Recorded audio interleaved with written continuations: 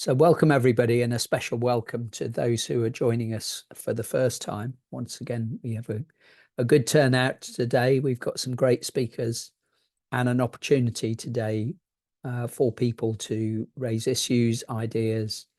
We'll have an update from CPRE as well.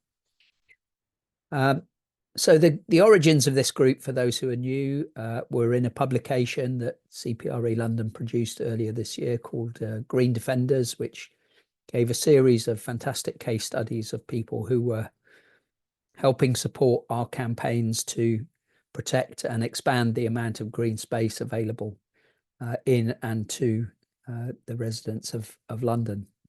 And what we've been doing at each meeting is hearing from some live campaigns, hearing about what people are doing, and really getting some great ideas shared between campaigners, with people learning from each other. So I'm just going to come to John first of all. John is our campaigns officer at CPRE London. John, anything you want to say by way of introduction and in terms of matters arising since our last meeting? Thank you very much, Ian. Well, hello, everybody. I'm John, Campaigns Officer at CPRE London. I work with Alice, who you may know. Alice is away at the moment. We'll be coming back shortly. Since the last meeting, we've had a couple of update emails sent out to you all about some of the events that have been going on and also some of the campaigns that have been happening. If anyone doesn't receive those emails or would like to be added to those at all, please let me know. Just drop me an email. I'll put it in the chat. It's john@cprelondon.org.uk. But if you're here today, you'll probably have received one of those from us.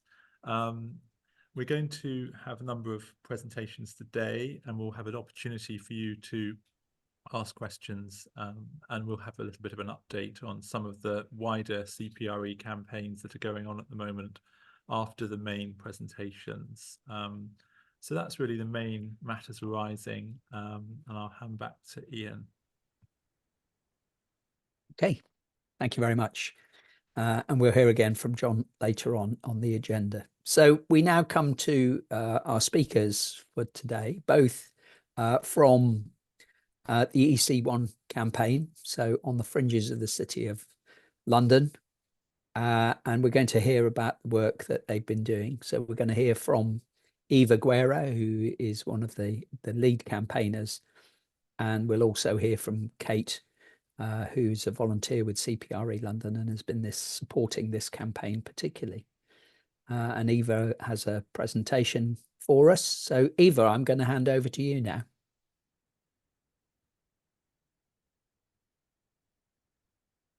Of course. Hi, everyone. It's great to be here with you all. Green Defenders. I'm going to share my screen. There we go. So we can look at what we've prepared for you today. There we go. Just going to remove this. Okay. So yes, I'm Eva Guerra, and I'm one of the main campaigners at EC1 Voices, and we are very happy to be here today, talking to you about our campaign and who we are and what we've done. So just to start, who is EC1 Voices and what do we do? So we are a coalition of groups in Burnhill Wood, in central London. It's the south of Islington Council Borough. And we formed practically to demand the Islington Council a different way of approaching the proposal for the Finsbury Leisure site. We really felt that the council, being the owner of the land, the developer of the land, the one that will grant themselves permission, there was a golden opportunity for them to showcase what a community-led alternative proposal could look like. And we got formed with that intention in January this year. But it's worth saying that the clash between community vision And council plans for this site has been going on for over 30 years, so around 30 years, since 2007. So, but it's only in January this year that EC1 Voices is formed as a coalition, incorporating all these local groups and providing a stronger voice to everyone. It was important for the creation of the group that we recognized and we focused on the things that unified us. So we have people from resident groups, sports, business, parents from different schools, and everybody has a different vision of what should happen in this site, whether it's okay to build something, whether it's okay to put social housing or not.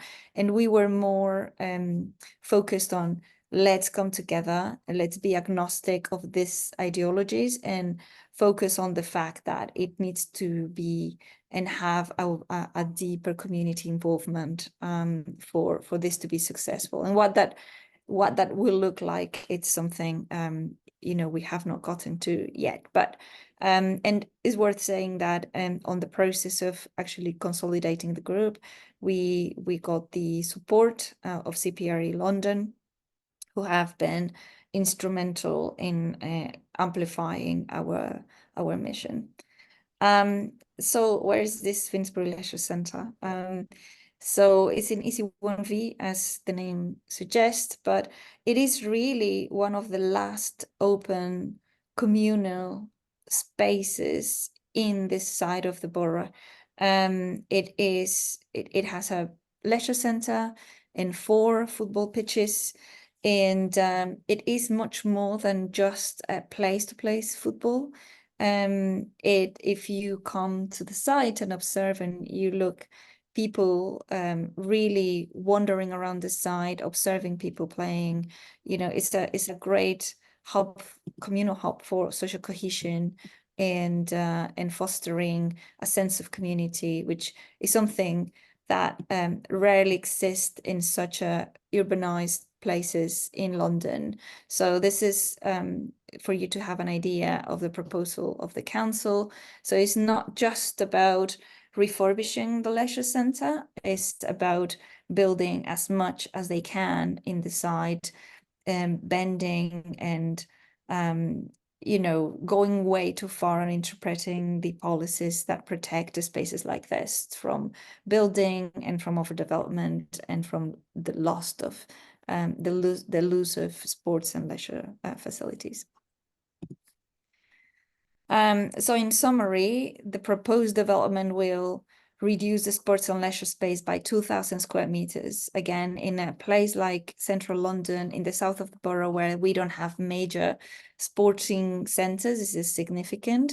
The current football pitches will be halved in size, and they will be placed, they're proposing to place them on the roof of a 6-story building, denying the reality that, what actually this produced in the community, denying the accessibility for other groups like children in schools that have no space to play PE or do their PE activities. They are always in the pitches, and it's crazy.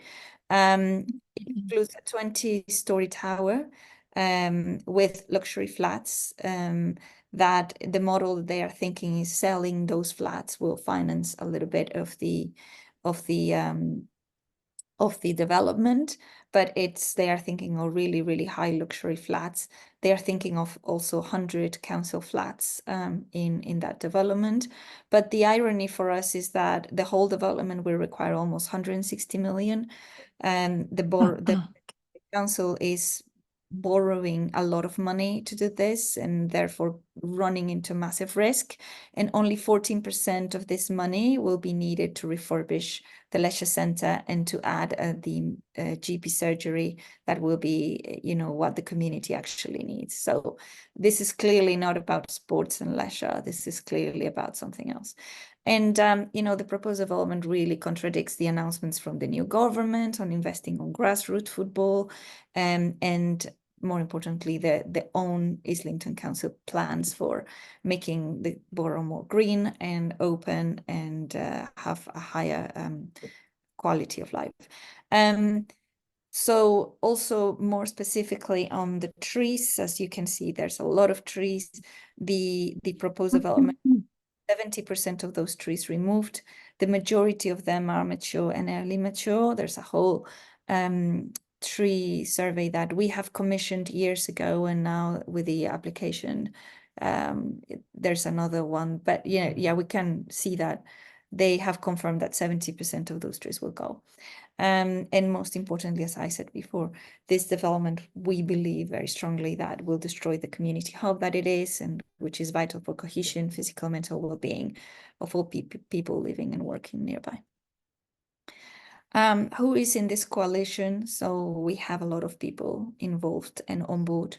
And I'm so grateful to see this, because really it unifies people and the mentality that we're stronger together. So we have residents all around the sites, people like in Burnhill House, which is a social housing tower. We have people from other states that are supporting mainly Burnhill House fight. We have people in private developments, not very old, but also people who have been here for a long time. We also have some sport member groups like the City of London Football Club, who teaches in those pitches more than 230 children how to play football. And it's not only about football, you are teaching them, how to tolerate difference and how to be part of a community, which is absolutely invaluable soft skills that any strong community should benefit from. And we have as well a big and large portion of parents whose children use the pitches for PE, who are supporting our campaign. What do we want? So we approach Islington Council with very concrete, pointers of what the community believes that this development should be. And there are more than explicit demands. They are principles that we were hoping to engage with the council and look at different side. But we believe that this site should be definitely steered by the community. Given the diverse population, the community involvement was not only essential, but it should be non-negotiable for us at a deeper level, other than, tokenistic consultations or tick box exercises.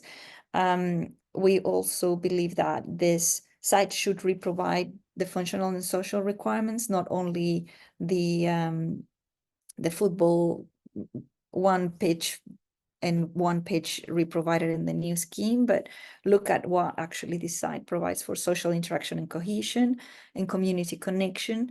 We also thought that protecting residents' right to life, privacy and safety was absolutely vital, especially as is such a mixed and broad and diverse group of people, that a lot of them are at risk of fuel poverty if that access to light is diminished. We also felt that it was vital to incorporate the voices of children and youth who are not normally incorporated in planning applications and the planning process, minimizing the environmental impact. And finally, it's not in any order, but we recognize the pressure of building more social housing, and we believe and support that this is absolutely should be the mission of the central and local governments, but not at the detriment of communities and not at the destruction of community infrastructure. We have a kind of online petition to protect the pitches that has gathered more than 4,000 signatures and a lot of comments. There are a lot of what people want to say about that.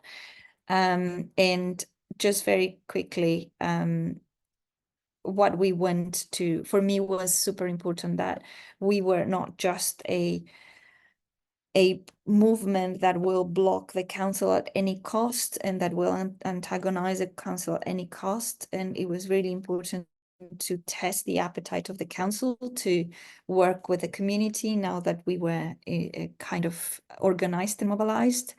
And we just came to them. We had a meeting in March to suggest an approach to actually involve us. This is something that the council talks about how they incorporate public participation in the life of the council. And our question is, where are we today with the Finsbury Leisure Centre? So are we in non-manipulate and non-participation? Are we in tokenism? Or, are you prepared to actually give citizens some degree of power to decide what they want to live with? We suggested, why this was important, why community engagement matters. And the council has spent a lot of money trying to fight and minimize the impact of, opposition on this particular site. But we believe that's not necessary if it's done properly. We propose really a deep collaboration for community value. And more concretely, we wanted to have a steering group coming from the community in the decision making of the proposal, potentially develop a shared vision with new requirements, conduct a thorough assessment of the impact of the community, co-design with the community, encourage active participation, and so on and so forth. And just to finalize a little bit of a timeline of this campaign, I have to say, and as I said at the beginning, this is not something new. This has been going on since 2007 with several degrees of participation from the community, but definitely a constant opposition to being imposed a project into this community without having a degree of participation and collaboration. But it started all in 2007 with a consultation for the redevelopment of the leisure centre. Since then, it was in need of being redeveloped.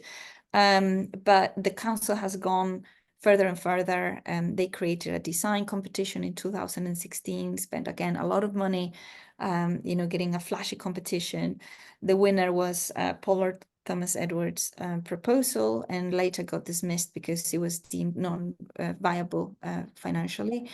And then finally, in the latest stages of the proposals, there has been several public engagements, several proposals being submitted until this year, where we have the latest proposal. And I'm really sad to say that this has been now submitted for planning application, and we are into the live stage, planning application, submitting comments stage of the proposal. But as I said, the history of activism that has gone in the borough and in this ward in particular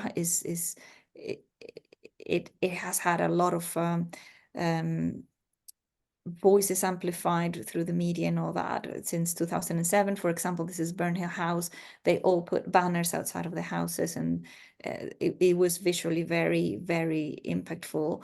There's a number of meetings in the council. This one was particularly funny. Not so funny for our dear councillors, where we were there with red cards, and every time they were saying something about the Finsbury Leisure Centre, we will just flag them a red card to them. Media loved it, they hated it, and we got kicked out of the meeting at some but it was all about making football. We recreated a mini pitch in front of the town hall. We projected messages into the town hall's wall.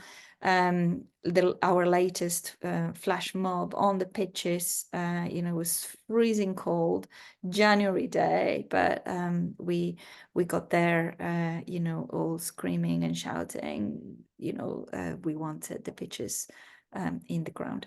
But that is all for me. If you have any questions, if you want to be involved and support our cause, visit our website easyonevoices.com, or I'm sure Ian or John can pass on our details, and I'll be glad to take now questions. Okay, shall we just hear from Kate briefly, and then we'll get questions for Eva and Kate. And again, if you want to ask a question, please just put up your hand and indicate, or post a message in the chat for us. Kate. over to you. Yeah, hi. So, I mean, as Eva said, it's an extremely long and complicated process, and CPRE's role is not to kind of interfere or take over the local group, because they're the group that's best placed with the knowledge and wherewithal to deal with the issue. Really, we come in and kind of provide some guidance and kind of an amplifying voice. CPRE's real strength is its contacts and its knowledge. We've done a lot of planning objections and helped a lot of similar cases. And so we can come in and we can have lots of meetings. So with Finsbury, we've been visiting the site. We've put in contact the group with solicitors and barristers to help with the planning objections. And if it's a big if it goes through and it gets to a point where we might be doing a judicial review, a legal application, we can also help with that. So in terms of just giving a small sample of what we've actually been doing, my role with this has been being generally quite a busybody and annoying people by sending everyone quite a lot of emails and chasing up and making sure that everyone is on top of the tasks and delegating. So we've been managing evidence, we've been undergoing surveys, we've been going to archives to find out the legal history of the place. We've also Finsbury have been in contact with light surveyors. And we've also been in contact with other groups like Historic England or the local Georgian Society to see whether they'd be willing to put in an application. So generally the CPRE's role in these kind of things is to kind of just email people, give you contacts to just help groups stay on top. EC1 have been absolutely fantastic and have been so on top of it. As you can tell from the presentation, they're media wherewithal, and the work Eva's doing is absolutely fantastic in all of her spare time. And we've just come in and try to help provide some framework and some guidance. It's a real marathon, these kind of things. And recently we've been helping with planning objections. But yeah, that's just a very brief overview. I don't want to go too much into, I don't want to step on Eva's shoes too much, but yes, that's generally what we've been doing. Thank you, Kate. And that's a useful indication of the kind of support that we can provide if there are other people who would like to link up with us. So let's just come to some questions. So as I say, if you want to post them in the chat. Eva, I might just start myself. Getting together a coalition of nearly 40 groups is very impressive in such a short period of time. If you had just one or two tips to say, if you're going to build a coalition, what are the things that you've learned and the things that you think have worked best in pulling that together? So it was, and it felt really like a massive achievement, and I think it was all in the back of a huge sense of urgency that every group individually felt when the latest proposal was revealed. And I did nothing but being very opportunistic, in those moments of despair, and propose an experiment. I'm a designer by training. I do work with big public and private organizations and help them to think and rethink their issues through creative processes. And I thought maybe in this case, design can help in something. My day job is really navigating complexity, organizational complexity, and provide a ground for people to come under a shared vision. So it was really an experiment done with can design help in here? I can give my 1 month of my life, and here we are, like 10 months later, I'm still every day putting hours in and out. But my advice for all those who feel a coalition will be a good approach to them will be to really assess the moment in which that is proposed very carefully, as the sense of urgency needs to be quite high in the community. And also I think that we've learned from making mistakes. We live in our own realities, and having a very diverse group not always is easy to see through the lenses of other people. And I'm talking here about how difficult it is to navigate at such a varied group who has various access to digital tools. So not everything happens on WhatsApp group. Some people don't even have smartphones. Some people are finding really difficult to read things. So think about accessibility and think how you're going to organize. And for us has work that is a flat structure, that there are no leaders. Every group and every person who wants to come here will have a voice and will have a way to express that. So that would be my pointers. But kind of seize the moment, and whenever the sense of urgency is at its highest is when people will be willing to compromise. Thank you. Thanks very much. And nice to see some reactions in the chat. Suggestion from CC, who spoke at one of our previous meetings, making the point that actually it's objections at the planning stage that carry the most weight, and ensuring groups get as many objections as possible. Thank you, CC, for that. And Aisha from Redbridge has joined us today. Aisha, do you want to just, you've asked to link up with the EC1 Voices campaign. Do you want to just say very briefly what it is? Do you have a question you'd like to ask?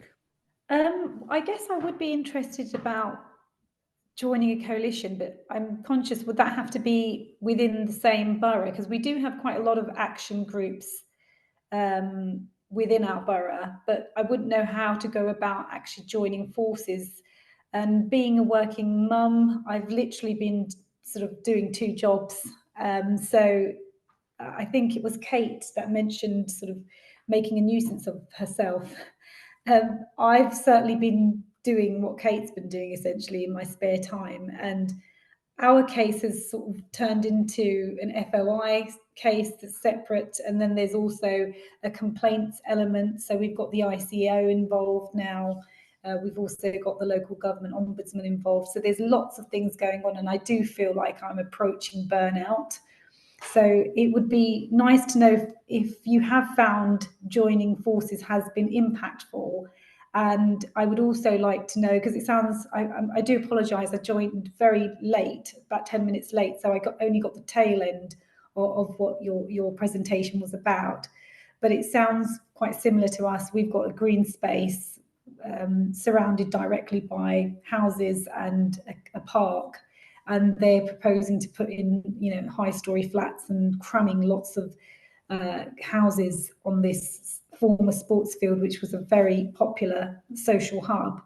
So have you found that joining forces as a coalition has made any impact, and have you been able to persuade the developer stroke council into engaging with you? Because we've had no joy on that front. Thank you. We can certainly make sure that CPRE gets in touch with you just to talk about the support that we could give. But Eva, any particular advice you'd like to offer there? Well, I can certainly, see myself into what Aisha was, describing as close to burnout, working mom, several jobs, I think like every person who is in this situation is kind of selfless. And in my case, there's something in my belly that is just pushing me to keep going. And I don't know what that is. One day we figure it out. But in our case, really the benefit of coming together was greater than the benefit of people going solo in objecting against this development. I'm not sure what the situation with your group and how all the groups, feelings around your fight, but I'm also very conscious that action is inspiring. So don't wait to act until you're perfectly organized. Just start doing. We did a video in a week, literally. It's all wrong. It says the wrong things, but at least it got the community engaged on this is wrong because look, this and this. But we just at least created that discussion, and we got the conversation started, and suddenly like, well, why don't you join the coalition, right? Like we'll be stronger together, and get us as a diverse first set of people as you can. We fall for affinity biases a lot of the time, and we tend to look at people who think like us, look like us, and are likely to be on the same page than us. But there's a real strength in diversity, and it's not easy, but sometimes has been really, really difficult to deal with that, opening your mind to diversity.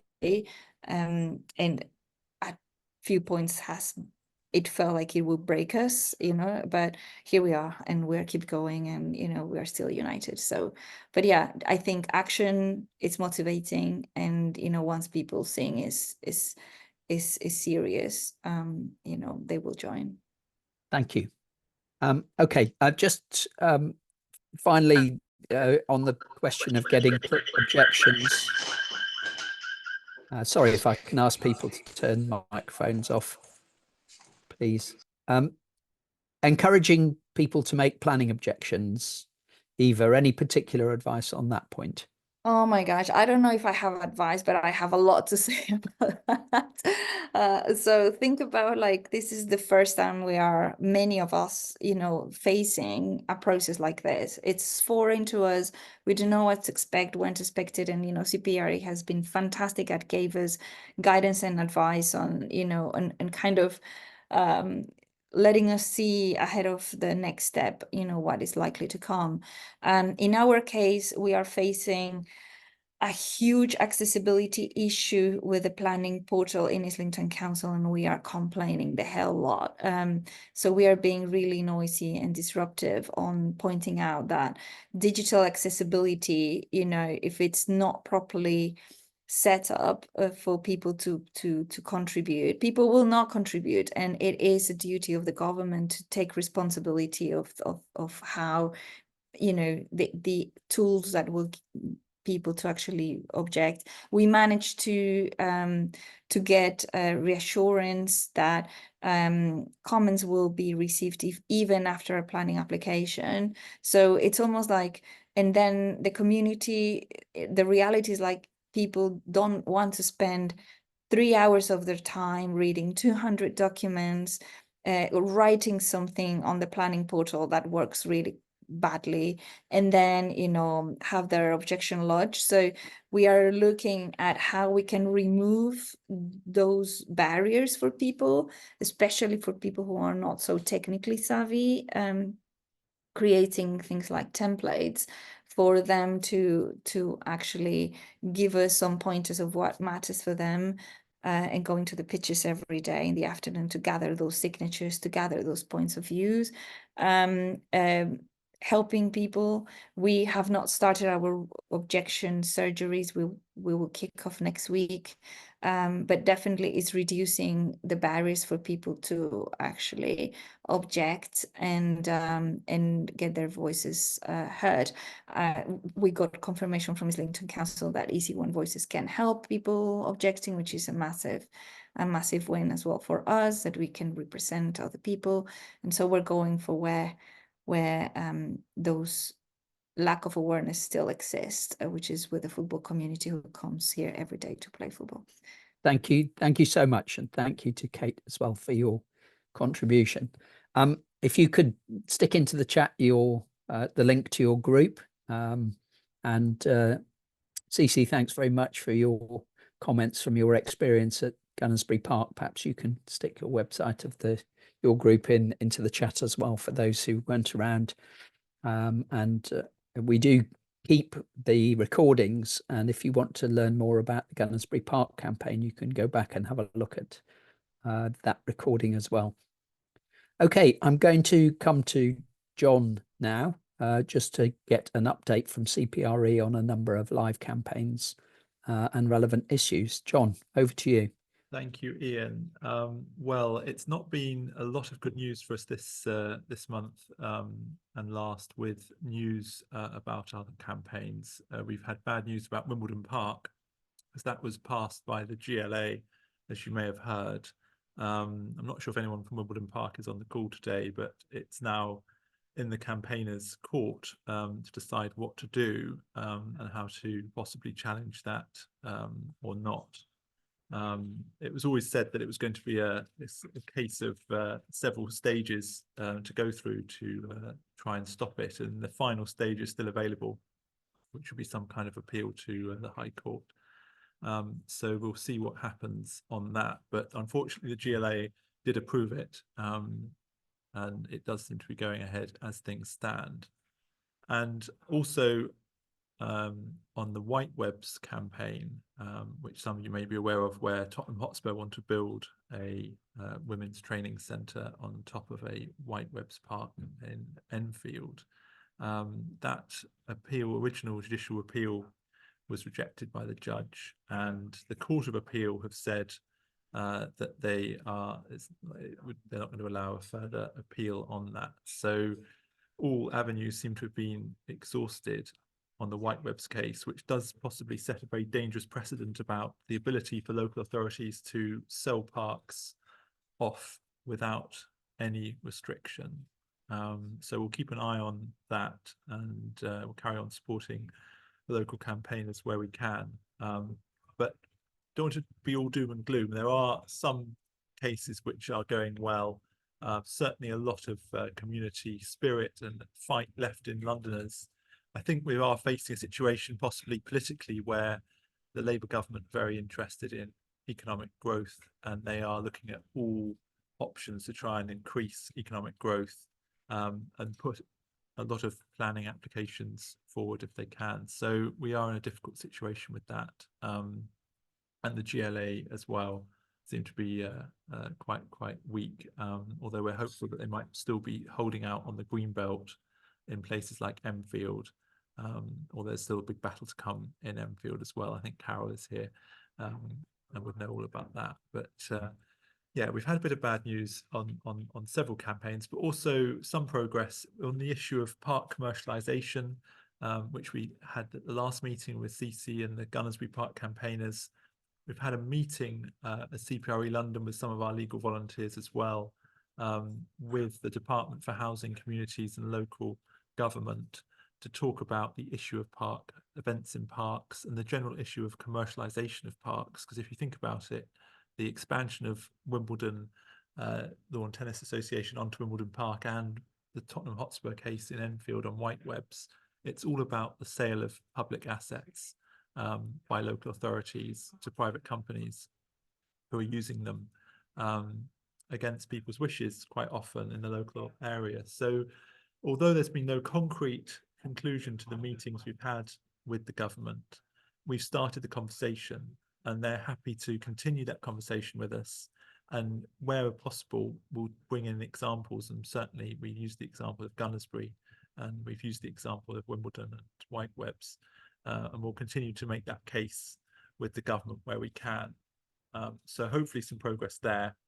And finally, we've been continuing our work on local plans, where we are responding to Regulation 18 and Regulation 19 consultations in a number of boroughs to try and highlight the importance of green space in these boroughs, protect the green belt, which of course is under increased threat now, and there are going to be changes to the MPPF coming up. We responded to the consultation as CPRE nationally on the proposed changes to that, which could see a large amount of green belt around London coming under threat.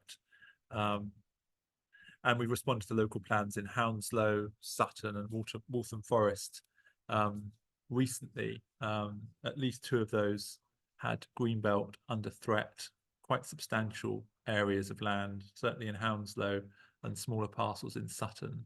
And in Waltham Forest, we were fighting to highlight the issue of the East London Waterworks Park, which is one of the sites we want to see a new park created, which is also at risk of a building application as well. So that's probably the main points to add. If anyone has any questions, please do ask. And thank you to everybody for all your ongoing work and to protect green space in London. These campaigns are really crucial. We'll try and help you where we can.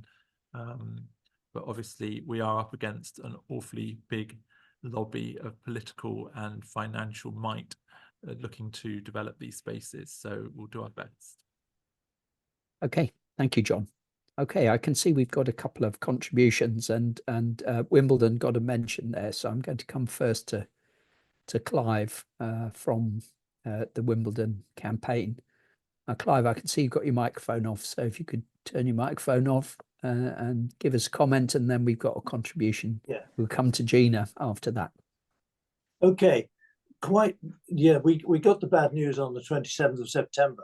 However, looking through the documents of the GLA supply, the Planning Office report, their own KC, it's quite incredible, really. They had a KC, Timothy Morshead KC, and he said, "It follows, I admit, contrary to what I expected when initially reviewing the papers, that in my opinion, members of the public have rights over the golf course despite the 1986 lease and despite the 1993 transfer.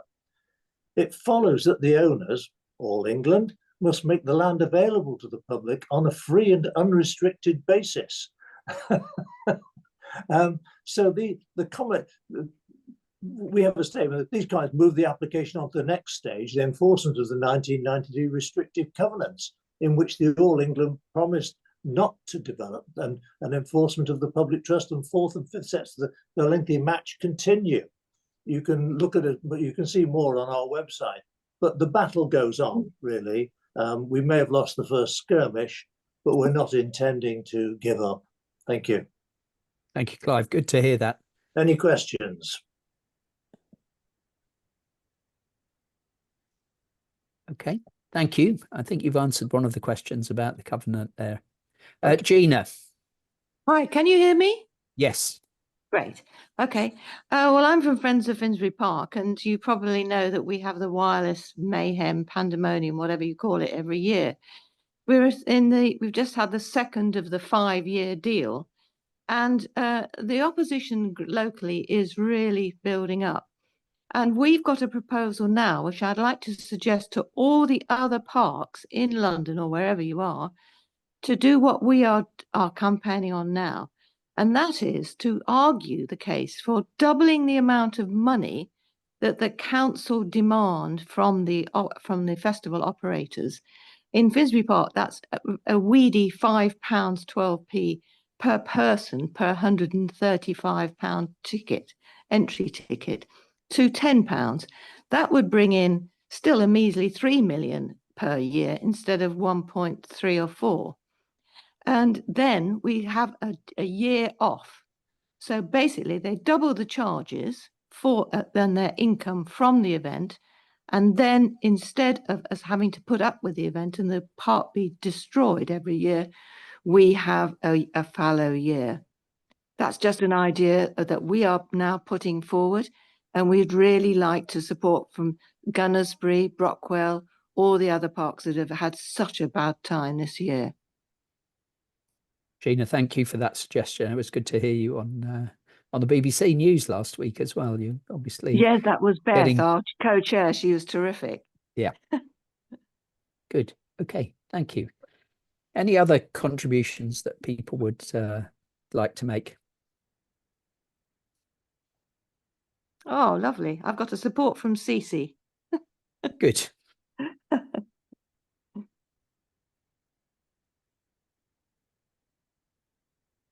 Gina, can I just ask you to put your hand down now? Thank you. Okay. I can't see any other contributions at the moment. It's good to see some stuff and suggestions coming in on the chat. I know there was a question about barristers there from Redbridge, and CC has shared some information about the chambers that they're using. CPRE have also been working with somebody who was a volunteer with us and is now working on planning appeals around green spaces. So, John, if you can post their details onto the chat as well, that would be useful. Okay, thank you for that. So the other thing which we'd like to do is to just invite contributions from other people at our next meeting. So we're always keen to have volunteers for speakers next time around. So we know we've got people on the call today who haven't yet taken an opportunity of the network to tell us about what they've been up to and share lessons in the way that we've had over our last few meetings. But perhaps if you're on the call and you're a willing volunteer, please drop your details into the chat and we can link up with you next time.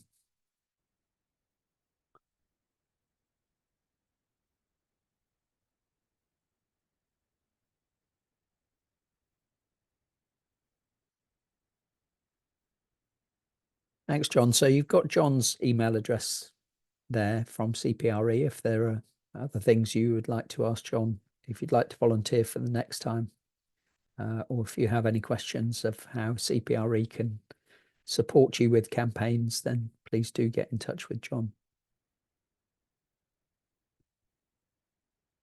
Okay, well, I think if we've got no more contributions today, I'd like to say thank you to everybody for the contributions that there have been. Thank you, Aisha. I can just see that you've volunteered to do something on your campaign next time. But please do keep the ideas and the contact coming in. Please do use the contact details and support each other's campaigns. And if you're new to the group and you want to look back at our previous recordings, then you can look for Green Defenders Network on our website. And just the final thing to say is that we're grateful to anybody who would like to sign up as a member of CPRE London. We're a members organisation, and a good chunk of our funding comes from a pretty modest monthly donation. So if you go to the CPRE website, you can sign up as a member. And you can identify London as your region, and that ensures that we get the contribution from the membership for supporting our work. So thank you, everybody, for your contributions today. Good to see you, and we'll look forward to seeing you at our next meeting early in the new year.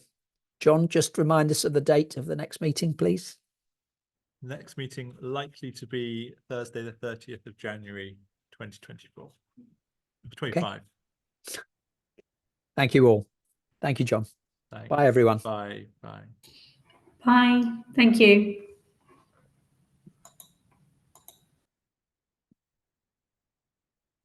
Thank you.